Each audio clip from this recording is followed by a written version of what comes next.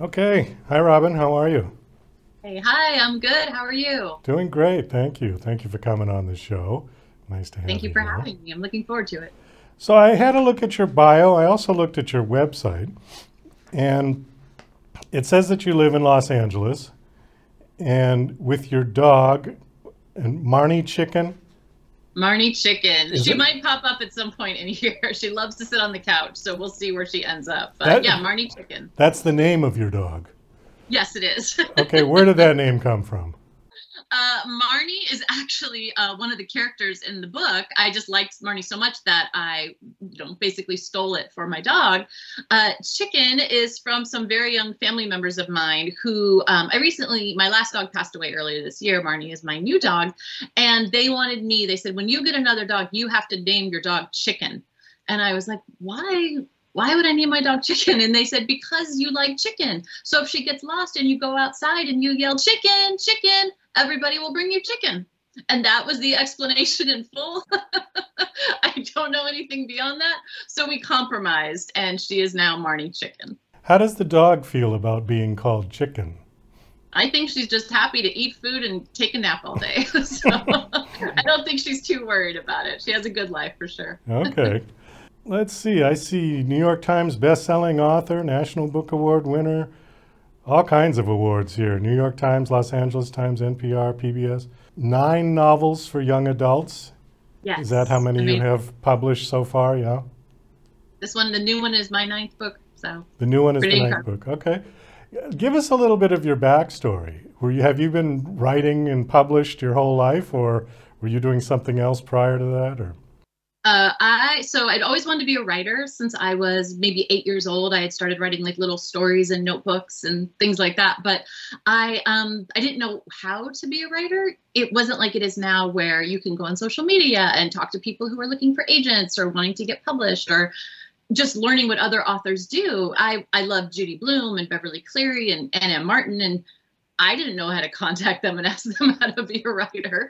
So it didn't seem like a quote unquote serious job or a job that would give you a 401k or health insurance or a steady income, which it doesn't. But what it does give me is happiness. So I started out, I went to college. I thought, well, if I can't be a writer, I'm going to work in publishing.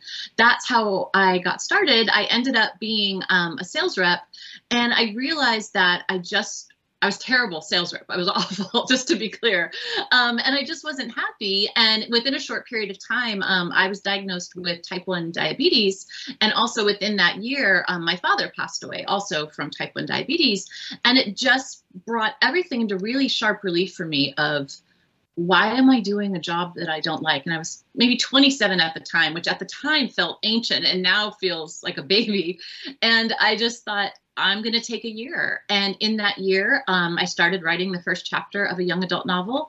And that became my first novel, Audrey. Wait, I took a class at UCLA Extension here in Los Angeles. And I met a teacher who introduced me to my agent, who is now my agent. And that's how I got started, really, was just taking a huge leap of faith, just hoping that it would work out, with also the knowledge that if it didn't, I could just try to find another job. But I'm just so grateful that it did work out. And that was probably 2006, 2007. having worked at a publisher, did that give you any insight as to what you were going to be up against being on the other side of the fence? I wouldn't say it gave me insight into what I was up against. It gave me insight into what to expect, which is huge because in publishing, you're never really in the room when big decisions are being made about your career and your book. And are they going to send you on a big tour, or how many copies are they going to print of your book, and what kind of publicity and marketing? You don't really get to have a say in those decisions, and you don't know about them till they've been made, which is the business. And I certainly have a great working relationship with my publisher, but at the same time, it can be difficult to cede that much control to them. So I kind of knew to expect that, which was helpful. Another thing, in between being a sales rep and working in publishing, I was also a publicity director for an independent bookstore here in Los Angeles. And it taught me a lot about how to run events, but also what to do as an author to help make that event successful. You count on the store, you count on the team, but at the same time, you have to show up as well. So both, physically and metaphorically. And so that was really helpful. I think more than anything, it gave me a lot of insight into how much work people do to get my book onto shelves. And just how much work happens behind the scenes that I don't always know about, and to try to be cognizant of that. So was the publisher that you worked for the same publisher that published your books? No. Okay. No, it was not. No. That would have been convenient or awkward. That would have been Yeah. very convenient, but no. All of your books are young adult novels, right? Yes, all of them. Okay, why did you pick that particular genre? Was there something that happened to you in your personal life or people that you know, or why did you go there? You know, I remember being 16, 17 years old and just feeling like I was on the precipice of so much. You know, I was going to go to college, I was going to move out of the house, and being equal parts terrified and so excited at the same time. And I think for somebody who needs a plot, for example, or, you know, characters to move the plot along, that's a really big thing in YA. And it's what I enjoy so much, is that push and pull of being a kid, being a young person, but going into adulthood. And I think it gives you a lot of material to work with. And at the end of the day, though, the audience is just so much fun. Like I do, especially for my previous books, especially Far From the Tree, which won the National Book Award, I did so many school visits, and those are equally terrifying, speaking of things that are terrifying. But the kids just are so insightful. They have the best questions. Like they stay out. No one wants to ask a question in front of all their peers, but at the end, they all come up and ask me their questions one at a time. And I try to give them as much attention as I can, but it's just such a fun audience. And you always feel like you're on a high wire, because if you don't get it right, they'll call you out on it too, which is a little different than maybe at a more adult audience. So, what age group is this? Gosh, you know, I've had anybody from 10 to somebody in their 80s read my book. I always say I write books about young people. I don't say I write books for young people, because the truth is, you can read a book about young people and really enjoy it. Maybe you don't, but you know, it's always there. A book is a book, the way that young people read books about adults. So I feel like, as I was saying earlier today in a conversation, I think at the end of the day, regardless of age, we're all kind of experiencing the same things. You know, who am I? What do I want to be when I grow up? What's my next act? How do I relate to my parents? How do I make time for my friends? Is this person really my friend, or are we falling out of our friendship? And I feel like as we get older, you know, you hope ideally you get a little bit more wisdom about it and maybe a little bit more knowledge about how to act. But the questions in many cases are still the same. And so I find that people can relate to those themes regardless of the age of the protagonist. Okay, I was going to ask you about themes. We'll hit on that in a second. Okay. But you said something that I want to go back to. You said that you write about young adults, but not necessarily for. Yes. So when you write the books, though, do you write them at a level that can be comprehended by children as well as, I mean, I shouldn't say as well as adults, but by children? Because you would have to write a little bit differently. I mean, you couldn't write it like Edgar Allan Poe. No, I couldn't do that regardless. Don't worry. And expect a 6-year-old to kind of grasp it, you know. Exactly. But nobody's going to be reading my Edgar Allan Poe fan fiction. Don't worry. Especially writing for teenagers and doing so many in-person events at schools and seeing them. One thing that I remember from being a kid, and one thing I see over and over again, is they have different ways of talking, and they talk to their friends a certain way. They talk to their boyfriends or girlfriends or partners a certain way. They talk to their parents or don't talk to their parents a certain way. You know, one word answers in the car. But the way they think is very complicated, and it's very comprehensive, and it's very intelligent. And I think they don't always, especially maybe younger teens, don't have the language to put those feelings into words.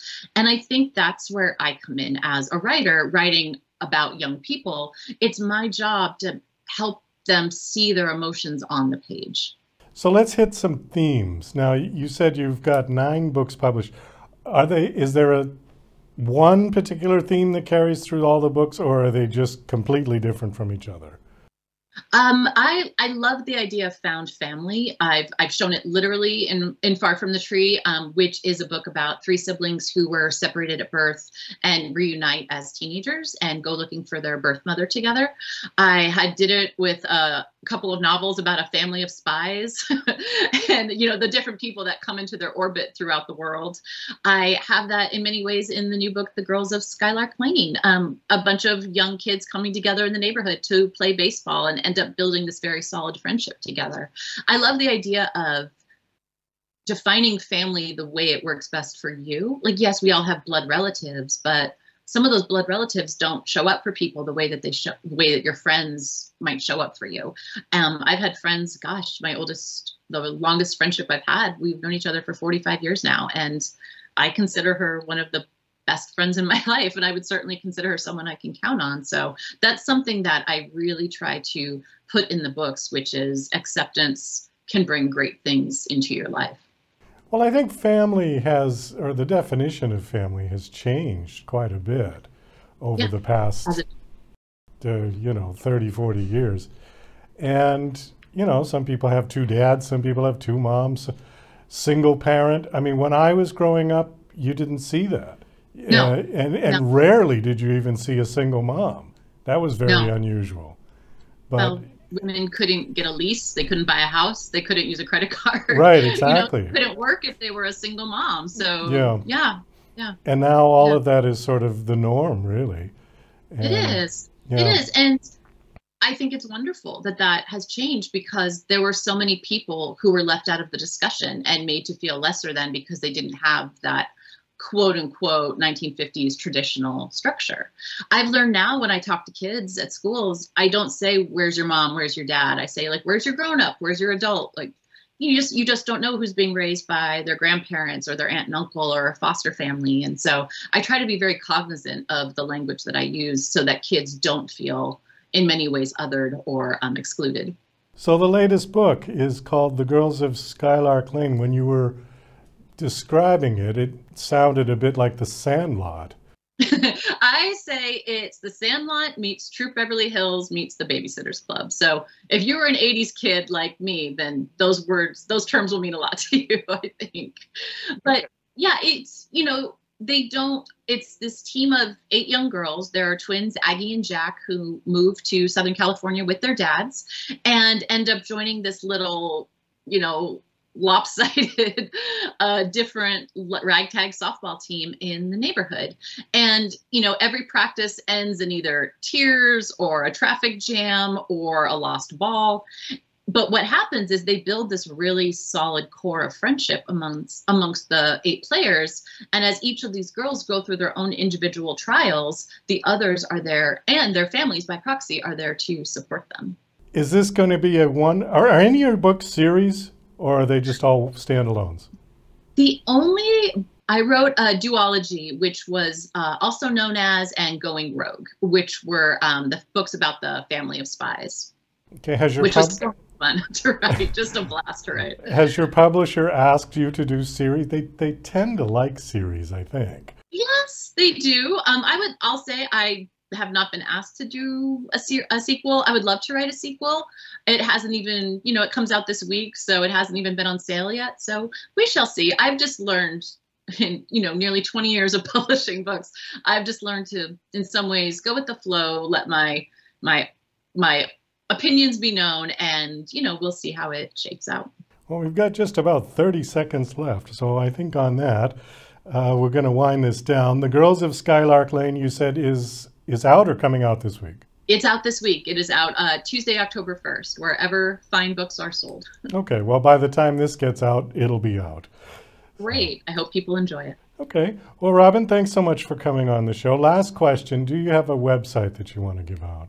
I do. It's very easy. It's robinbenway.com. Okay. And all my social media links are there as well. All right. Super. Again, thanks for coming on the show. It was nice talking to you. Best of luck. Thank you. Thank you. Nice to talk with you as well. Have a good day.